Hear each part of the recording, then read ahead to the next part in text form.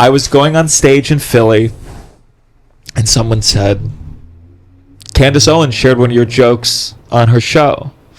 And let me tell you, I knew exactly which joke it was. Which joke was that? It was a joke about how did it start? My girlfriend is Jewish. We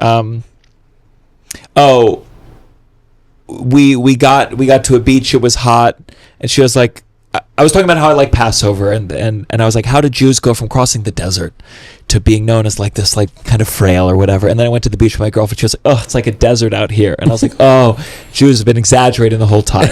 And then we're stuck in traffic. She goes, let my people go. And then this is the part where Candace smiled. Candace that loved signature. Candace, where I got to the beach. She's like, oh my God, there's like 6 million people here. But here's the thing. I don't think Candace, and I have no idea who Candace is as a person, nor do I particularly care. I don't know who Theo Von is, nor do I particularly care.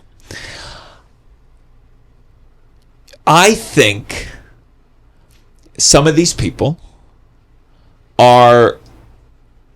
they like power, they like money, they move, they shift, and I don't think their views or opinions reflect anything about who they are, and if it does, who they are seems to be able to shift quite quickly. And I've seen you have like a warmth and a taking at face value, I think, of some of these people that I'm like, they're grifters, and right now they're looking at the world today. They're looking at anti-Israeli sentiment in America, and they're capitalizing on it. I think some of them some of these people are those who like gravitated towards Trump very early on, and I'm like, they see the shifts in culture. That doesn't mean that their heart's in a good place or not. I would disagree a little bit about Theo Von. Theo Von, like I met this guy. I know him personally. We had a lot of conversation, like off camera. I believe that his heart is in the right place. You might disagree with me, but I don't even care. It's more I don't even care. But Theo Von really, he wanted to get me on the show earlier on, and he told me about the pressure that was put on him from the sponsors to pull out. And I have to say, Theo Von, over the years, over the months talking to him, I see that he deeply, deeply cares. So JD Vance. So next time he has JD Vance on. Well, like, come on, if you care. But the thing is, like, even like at the end of the day, like he's platforming people because at the end of it, it's entertainment, it's business, and having the vice president of the United States on your show, it's a big thing. Bassem, but I wouldn't do it. But I would say, as far as Gaza and Palestine goes, no, Theo Von really deeply cares about what's happening there, and I know what he have been through and what he have lost and had to give up for actually standing his ground on the Gaza Palestine. Okay, I hear you. I see the clips. But then why would you have the vice president on a second time? Why would you go like, when he's like, I gotta have you over to my house? Why? I mean, I could go past that to like, the Sam Altmans and these other fucking tech monstrosities of people. It's not even that I go like, I don't think a person cares or has a heart or is moved or cares about Palestinians. I go, surely, if you're intelligent enough to operate in this industry, have guests, court them, have them on, make a good show, you can understand that to have a vice president on or to have Trump running again, that you are literally becoming propaganda if you are not having them on in some kind of challenging manner. Yeah, I mean, and it pisses me off as an American. I mean, as an American, I go, you contributed to Trump, who I'm not saying Kamala would have done differently in the Middle East or with Israel, but I'm like, but certainly Trump has done monstrosities and has brought death and killed so many people, and these people who were comedians chose to have them on the show. You're talking about the manosphere, like, Joe Rogan's and stuff? Yeah, some of them. For sure. And I mean, for me, we can, it's I know Candace like a different thing to a degree, but I just see a lot of these people, whether it's Tucker Carlson, Candace Owens, Theo Von, talented people.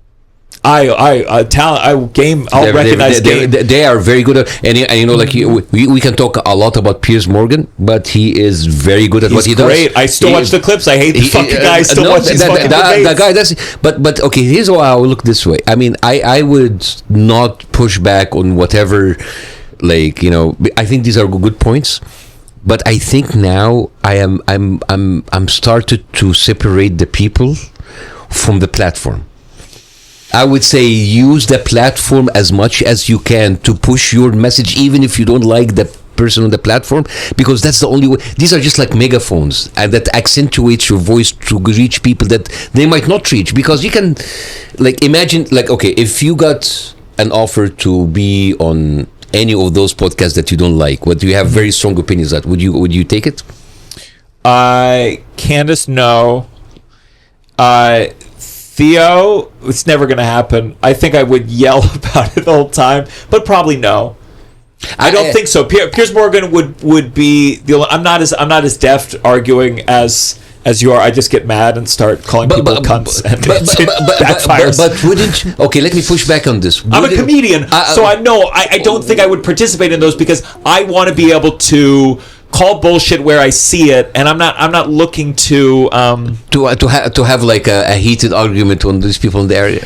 Yeah, I just don't think, if I were to argue with Tucker Carlson, he's going to mop the floor with me. That doesn't mean that he's correct. He's just excellent debater. I'll leave it to you and Jon Stewart. You go do this. But wouldn't you? I maybe I'm thinking about this more pragmatically, because maybe you are. Maybe the goal of any human being is to get his voice heard to as many people as possible. Yes. And to people that, I mean, Candace Owens, first of all, on camera, she's a lovely lady. Like, she's lovely. No, she's a lovely lady, and she hosts me in her house because this is where she shot. No, rich people are nice. Trump would be a lovely man.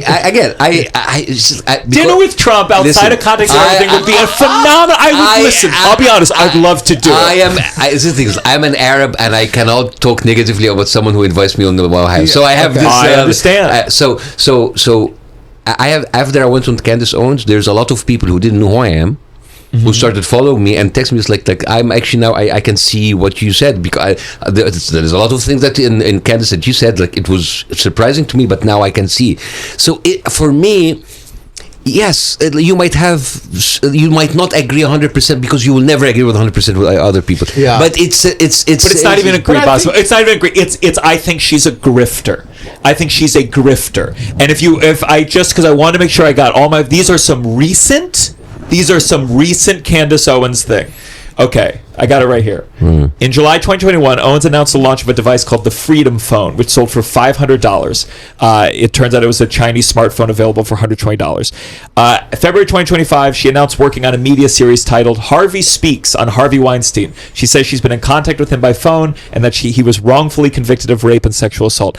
Candace Owens, to me, is she'll just say a slate of fucking shocking things, sees what sticks, and rides it. I don't think she left the Daily Wire for anything other than she was like, this fucking thing's going down. Ben Shapiro is not the mastermind he is. He's doing reaction videos. If that's true, then she's a clairvoyant.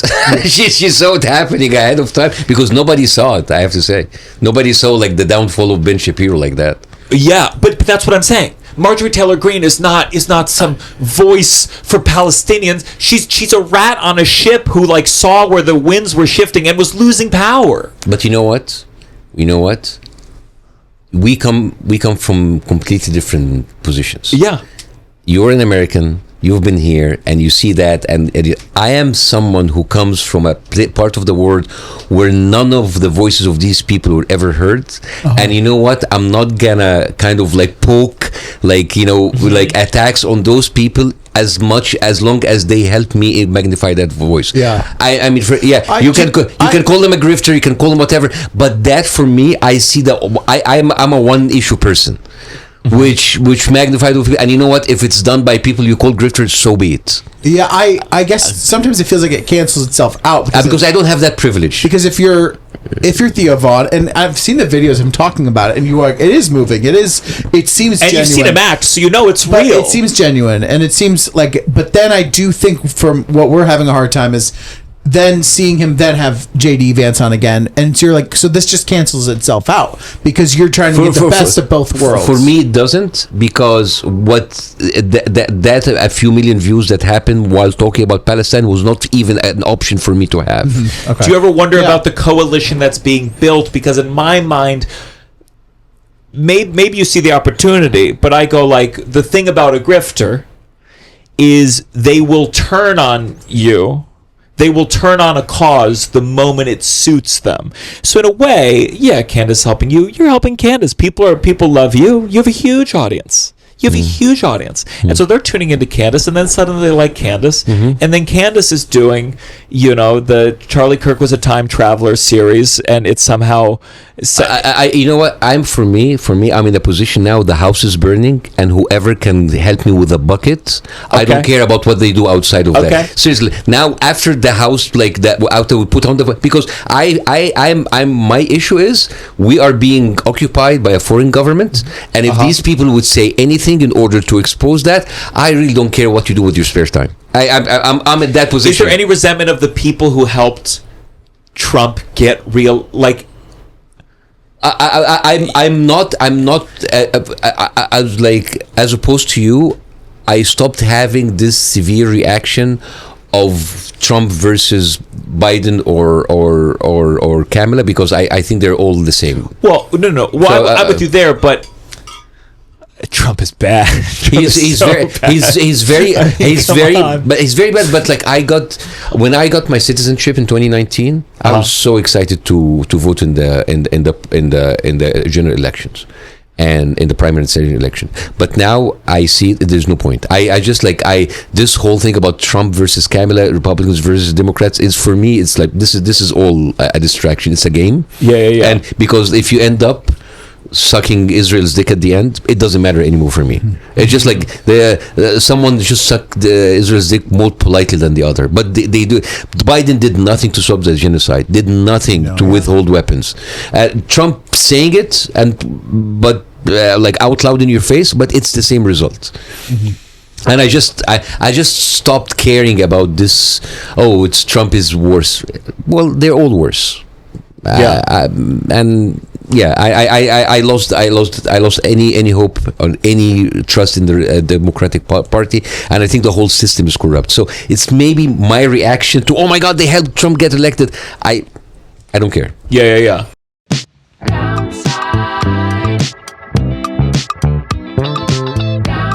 You're listening to The Downside. The Downside. With Gianmarco Soresi.